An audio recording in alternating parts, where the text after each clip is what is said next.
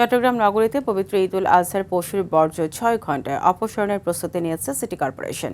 দুপুর ২টা থেকে পরবর্তী ৬ ঘণ্টার মধ্যে নগরীর সব বর্জ্য অপসারণের লক্ষ্য নির্ধারণ করেছে সংস্থাটি।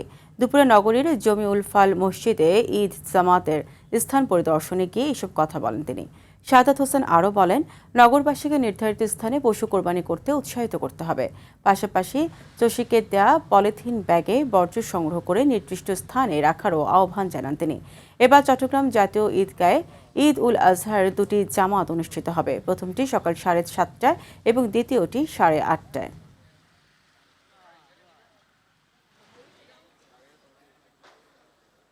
আমি পারলে আরও আগে সেটা করার জন্য প্রস্তুত আছি এবং আমি নিজেও দুপুর 2টা থেকে রাত পর্যন্ত আমি মাঠে থাকবো এবং প্রত্যেকটা ওয়ার্ডে গিয়ে সেটা দেখভাল করবো ঠিকমতো তারা পরিষ্কার করতে পারছে কিনা। গত বছর আপনারা দেখেছেন আমরা 4 ঘন্টার মধ্যে বর্জ্য ক্লিন করতে সমর্থ হয়েছে।